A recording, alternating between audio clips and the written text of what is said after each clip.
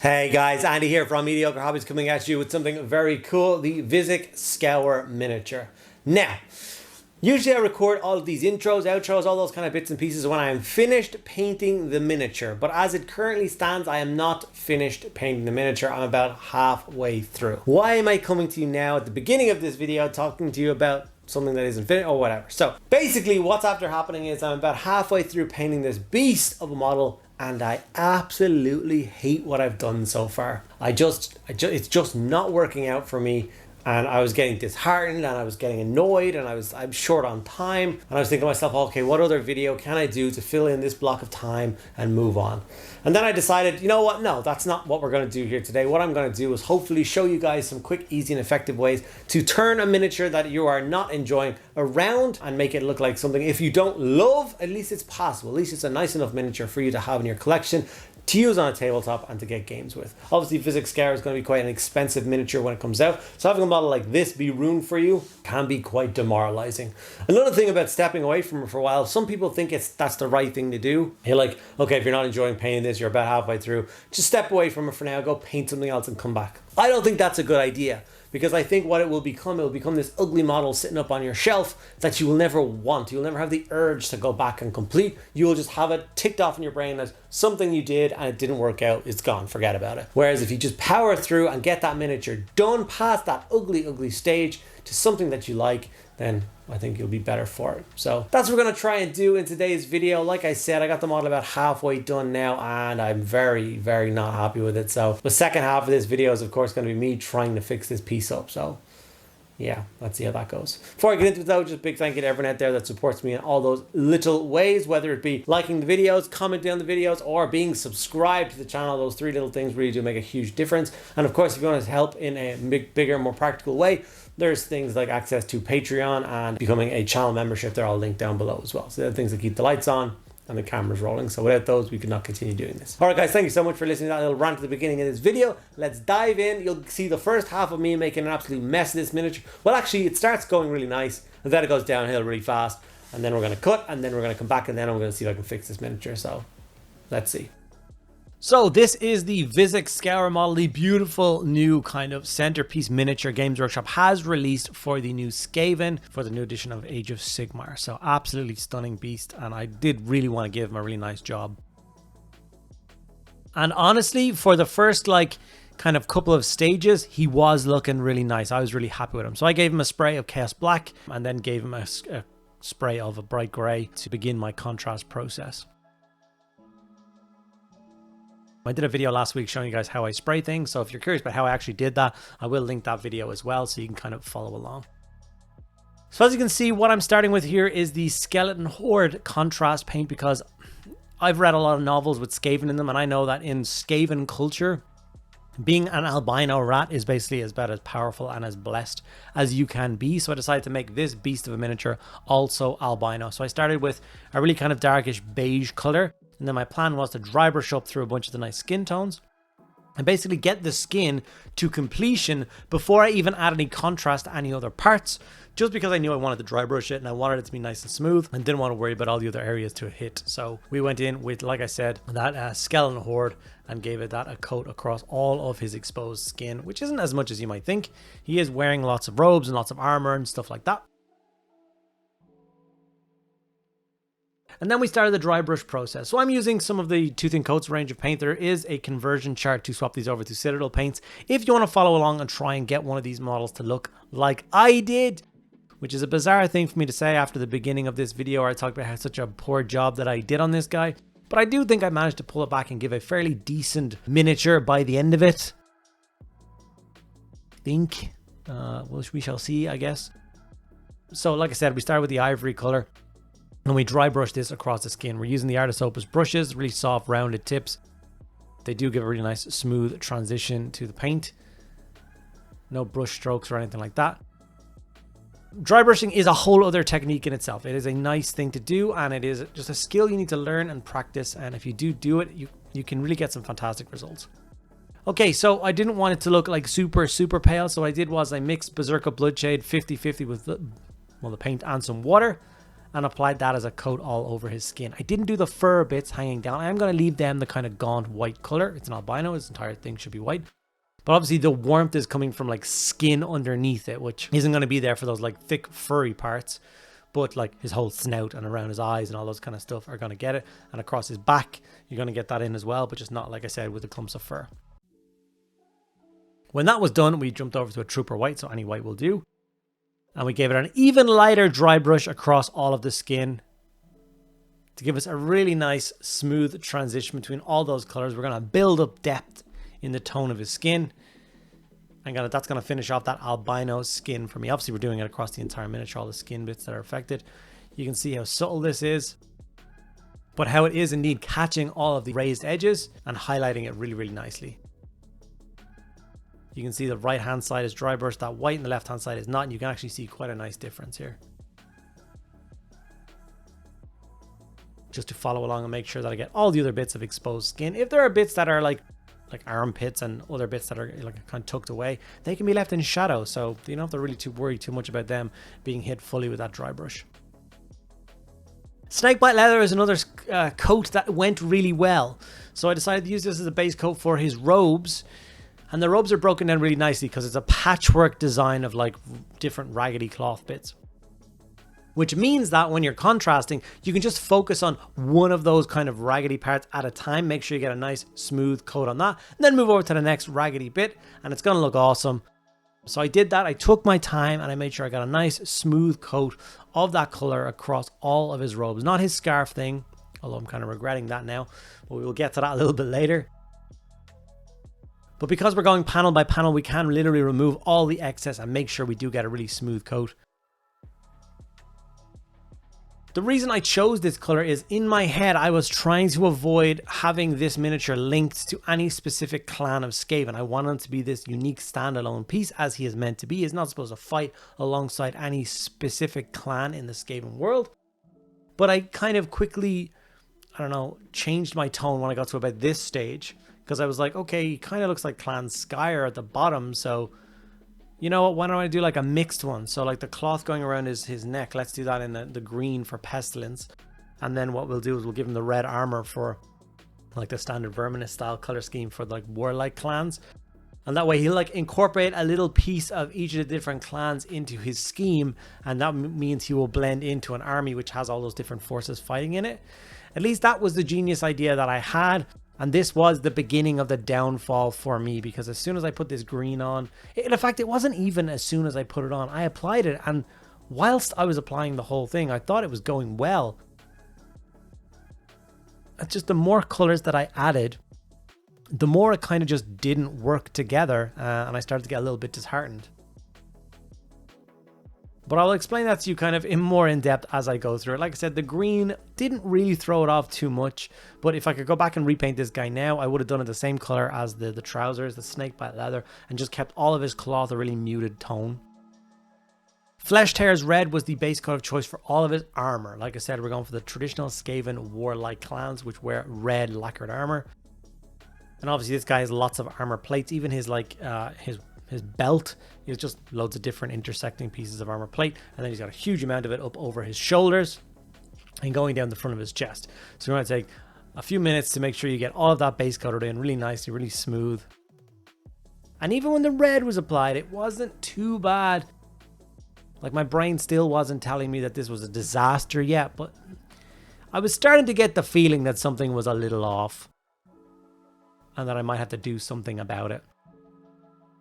I was also working under quite a strict deadline for this particular miniature, which obviously didn't help with my crippling anxiety for how it was turning out. Yeah, time frame plus color scheme not going well is a bad combination. So that's when I grabbed Vizzik Skour, and that's where things really started to go just wrong. I originally thought I grabbed Rattling Grime. I think in my head I thought Rattling Grime was the color that I wanted, and then when I grabbed this paint and started applying it, it was only after I'd gotten at least like one of the horns done that I realized it was kind of the wrong color, the wrong tone. It was like a brighter brown than I was expecting. And when I got to this, I felt so bad. I was like, oh my god, what am I doing to this miniature? He looks so bad. But let's just continue on and see if I can fix it. Went back to Skeleton Horde, and this was to get the base coat on his awesome staff. Obviously, you want to do all the bone work as well that exists on the Skaven miniature. So if there's any hanging skulls or anything like that. I also did a couple of the rats in this brown color. A couple of them in the snakebite leather color, and a couple of them in the gray color. Same tone I used for the base later on. Just so there's a bit of variety in the like 50 tiny Skaven that are hanging, or little rats that are hanging all over this guy. I'm not going to go into detail about how I paint the rats. Rats are rats. They're really tiny. Pick a color. Make sure they've got pink tails. Give them a little dry brush. Takes no time at all. Speaking of their tail, Guilliman Flesh was then brought in as the base coat for all of this beautiful, gigantic, like 20-foot Skaven tail that this guy has. So making sure I get a nice coat on all of that. And basically at this point, I'm powering through the remaining parts of the base coats. We're going to do some of the metallics. Any of the nails that need done. I did the nails all the same color as his horns. So those kind of blend in. His sword got done with silver and brass coloring. Lead Belcher was used as the base coat for all of the silver metallics. And Balthazar Gold was used as the base coat for all of the bronze or brassy style pieces. A lot of those are on the base. And there's lots of runes hammered into his staff. And then just a few other bits and pieces. There's obviously some jewelry on his tail. And there's lots of bells hanging off him as well. So all the bells got done in that brass color as well. Like I said, Balthazar Gold is my go-to kind of base coat of choice for doing brass or bronze. Is it the best choice? I'm not 100% sure. I've talked about this in a video before, that brasses and bronzes are kind of like a real weak point for me in painting.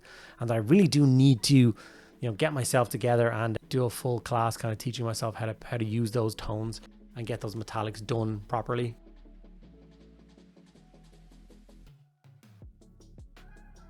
But we are closing in on getting some shade on this miniature as well. Obviously, with the base coats being complete, I think it's time to then add a shade. And the reason I was kind of powering on at this point, because I believed that the shade would kind of pull all these colors closer together and make it work a little bit better. And then when I started layering, it would just be fine. At least that's kind of what I was hoping was going to happen. Is that the case? No, not really, but I guess you'll have to wait and see in a moment for how that turned out. So I've got a Seraphim Sepia here, and I apply this over the entire miniature except the skin. Like I said, we've already done base coat, a dry brush, an extra shade, and a dry brush on that skin to give it exactly the kind of tone that we want to. So with that Sepia, we're going to very much avoid hitting any of the skin, but every other single part of this miniature is going to get a coat of Seraphim Sepia as its shade. We'll darken down those recesses, add in all those nice shadows, and add this really nice kind of yellowy tinge to the model. It's Skaven. I think that works quite well. Like rats living in a sewer. They're not supposed to be pristine, glowing figures. They're supposed to look like they dwell underneath cities and in sewers and all that kind of stuff. So I definitely think Sepia is a nice kind of tint or tone to go over a model to make it feel that way. So yeah, I'm going to take my time, make sure that I get a really nice coat of Sepia on this guy. And then while that shade is also drying, I'm going to get some texture paste on the base so that I can start kind of working on that as well. So obviously there's a lot of white under his feet that may be throwing off my eye a little bit as well. Okay guys, so this is basically where I had gotten to, that halfway point where I was really demoralized, and that's where this model is currently sitting. So I'm going to now spend the second half of this video trying to make this thing passable in some way, shape or form. So let's see if I can do that now. Wish me luck. Okay, the first thing that I did was I started to dry brush up the base. I needed to start to fix different parts of this miniature and like get it right in my eye. So I thought the first thing I could do is if I just make the base look really nice, neat and tidy, at least we can start there. The ground will look nice, and then we'll kind of work our way up the miniature, fixing things as we go and trying to make this beast look something like something I would kind of be proud to put on the tabletop. So I grabbed some Ryza Rust and then I dry brushed the base. If anyone's wondering, I use AK Interactive Dark Earth texture paste for bases for all my Fantasy and Age of Sigmar miniatures. Once that's fully dry, I give it a dry brush of Ryza Rust. And when the Ryza Rust is dry, I give it a light dry brush of Yshapti Bone over the top. It gives me a really nice, rich, browny kind of pale color. I love it. I do it for all my fantasy stuff. It's super quick, super easy. And like I said, I really like the result. Now, I started to hit the lower parts of his skirt thingy with the Yshapti Bone as I was dry brushing, and I started to really like the result.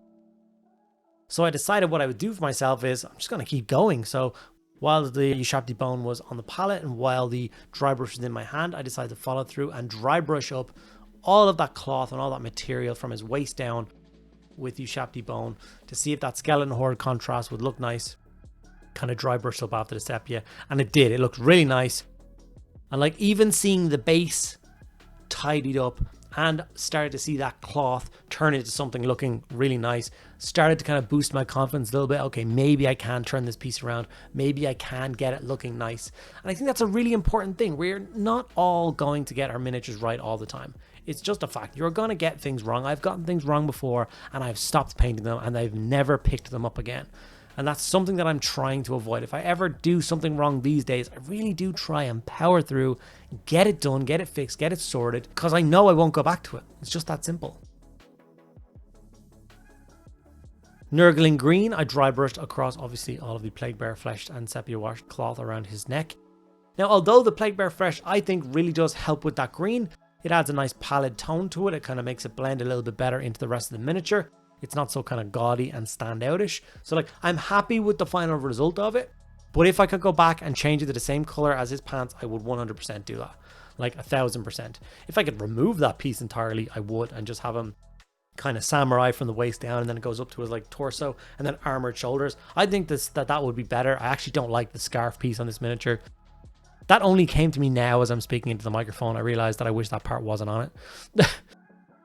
Okay, so like we're continuing our trend of attacking parts of this miniature with a dry brush and trying to fix things. So we have Morghast bone, and we tried to actually do something with these horns. So we're going to try and make them look like traditional horns. They're already a rich, deep, dark brown. So Morghast bone is like obviously the next color up.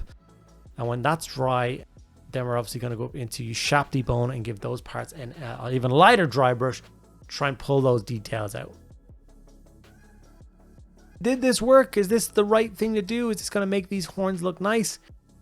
No. I once again failed on the horns. Like, I don't think the horns look terrible. I just don't think they sit correctly into the miniature. I think because it's an albino, because he's got pale skin, because even the kind of yellowy trousers on him are quite pale. The wood on his staff is quite pale. I feel it's just too much of that kind of tone. And I just got a little bit disheartened with it. And like, once again, my brain was telling me that something was wrong with it and I should try and go back and fix it. But I told myself for right now, I'm just going to move on to something else. I'm not going to dwell. I'm not going to linger. I'm not going to sit there hating this one piece. I'm going to just try and tidy up the next thing and the next thing and the next thing. And then hopefully my brain will kind of have a little click and I'll be like, oh, that's what I need to do to try and fix these horns. And that is actually what happened. So whilst I was fighting with myself, I decided it was time to get to work on the red armor. So the first thing I grabbed was Mephiston Red. You'll notice if I used my red paints before, I really like the Mephiston Red, Evil Sunz Scarlet Air paints. They're just pre-thinned reds. I've said this 1,000 times before. They work so good. There's so much strong pigment in those colors that you can still just use them like basically straight from the pot to palette to the model. No water added, no nothing. They're just pre-thinned reds and they're great. By all means, grab yourself some of them if you still can. They're big pots. And I think they're thin to perfection. Not all air paints work like that. Some of them are too thin, some of them are too thick. But I've just found specifically the reds to be fantastic at that. Now, as you will have noticed, I'm going in and highlighting up the armor. I'm trying to leave some of that dark red color behind. And just hit all of those kind of raised areas on the miniature.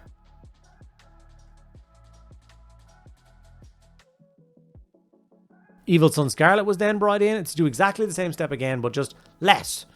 Like I said, we're trying to leave the mid-tone we just applied with the Mephiston Red. Now we're onto the highlight. And as you can see, I'm being a little bit more cagey with where I applied this red.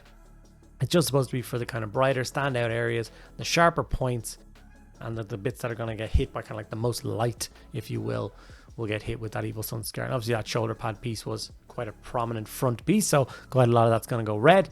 But I'm more talking about a bit around his waist and around his neck and stuff like that. We're going to go in and just do a very quick, very light highlight on those areas to make them jump out a little bit. Now you can see this is the 100% normal speed of me painting this, me flying along. Well, adding those, like I said, touch highlights.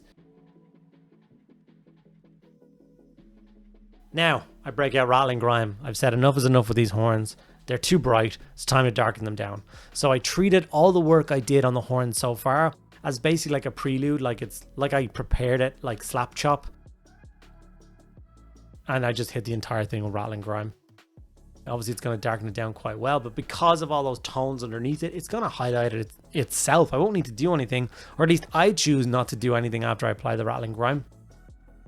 And suddenly, instead of the horns swallowing the face, you don't notice the face of this rat at all. It just frames it. It looks really nice, really dark, rich horns, and then this cool kind of pale face poking through the middle of them. Looks great. Bit of lead belcher was returned with, and dry brush over all of those armor panels. Obviously the chainmail running down his back, and then all of his armor on his shoulder and his waist just got hit with a very quick highlight. And that nice bit of chipping damage to give the idea so your brain sees that it's a metal constructed armor. And the step takes about 2 seconds, and it does make a huge difference to that flat red that did exist on that model before. And then obviously going through and hitting the waist and stuff as well. Went in with a finer brush for all of those brass pieces that are like embedded in his wooden staff, and adding just touch highlights with them as well with the lead belcher. You will notice throughout this painting process that the crashed ruined thing under his foot is getting more and more painted. I'm not showing that in this video. This video is already much longer than my standard videos are, because obviously it's quite a big imposing miniature, and obviously I'm going through the process of making a holy mess of this thing and then trying to fix it. So hopefully you guys are bearing with me. You're 20 minutes in now, and hopefully I haven't bored you to death yet. Hopefully you're picking up a few things and you're seeing this model get painted up. Warpstone glow contrast was then brought in, and all of the, you got it, warpstone on this miniature was painted with a coat of that. Obviously it's hammered into all of his armor and it's caused cracks, so I've painted that warpstone glow into all of the cracked armor pieces as well. And he's also branded across his back. His skin has stretched, and then there's obviously some patterns and Skaven designs in his back. I also hit those with the warp lightning as well to give the kind of semblance that this guy is literally brimming with warp energy. He is literally breaking out of his skin. I think that looks awesome. His back looks incredible. Like, if I just seen this miniature from nothing but the back, I would be so happy with it. I love how the cloth looks, love how his back looks. The back of his armor looks great. Those warpstone bits look great. Just the horns and the head, which are still just a little bit off for me, but they're okay. I'm happy enough with them now. For the eyes, I just painted the pupils with Evil Sun Scarlet, nice bright vibrant red, and then I went back in with the Berserker Bloodshade, and I kind of painted around those eyes and those kind of grooves a little bit darker to give him the kind of dark circles around his eyes style thing and help those bright beady eyes blend into the model a bit better. We went back to those kind of skin tone paints, both dwarf and elf flesh. You can use Cadian and Kislev if you want to, the Games Workshop equivalent to these two, and gave his tail a very quick highlight. When we were doing all that red armor, we did all those triangles as well, built into his robes. And with the skin kind of complete on his tail, the model is, in my opinion, finished. I really like the final result. Like I said, are the horns and head still my favorite thing ever? No, they're still a little bit off for me, but I think they're passable. Everything else in the model I think is great. I'm really happy with that. I'm really happy with all of the cracked armor. I love his, like I said, the back of him I think is my favorite part. I think all those details shining through look really good. I think that color of cloth works really well. I think the armor looks great. You know, the warpstone glow stuff all looks fantastic. I'm here for all of that. So, and obviously this is my miniature. I'm pushing it towards you facing that way. So I'm going to be looking at the back of it most of the time. So too bad if you don't enjoy the front, buddy. This is mine. A couple of still images to give you a very quick example of what he might look like on a tabletop. And there we have it. We have hopefully repaired this miniature and created something that we are proud of. Okay guys, and there we have it. We have managed to finish Vizzik off. Like I said, he was in pretty rough shape at around the midpoint in painting. At least I thought he was. I wasn't very happy with how he was looking. He is now completed. I have powered through and I think I've achieved quite a nice result. I'm happy with this miniature now. I'm happy to tick it off and say that it is now complete and ready to be added to my collection. And yeah, I've just dedicated as much time as I am willing to for this. I think you could push a little bit further, spend a little time on all those horns, but those are the things that are the thing that primarily annoyed me, so I have no real interest in going back and doing any more with those horns right now. Hopefully you learned something from this video about persevering and getting your miniature painted up. We all go through phases where we absolutely despise what we have done with our models, and a lot of them will unfortunately end up being shoved in a box, shoved under a bed or in a cupboard or something and forgotten about, when realistically if you just powered through and gave them a little bit more time, you will reach a result that you're happy with. At least that's my hope. Hopefully you enjoyed this video. If you did, make sure you do those 3 things that really do help us creators out, which is give the video a like. If you have anything to say or any questions, make sure you put them in the comments below, and make sure you're subscribed. It costs you absolutely nothing, but it means a world of difference to us. And if you want to help support the channel, help it grow to bigger and crazier heights, then things like becoming a YouTube member or a member on Patreon are 2 of the best ways to do that. Patreon is my favorite. I do like seeing that community grow. So if you want to go and check out the Patreon, it is linked in the description below. All right, guys, thank you so much for listening to me ramble on about painting a giant Skaven rat. I will see you guys in the next video.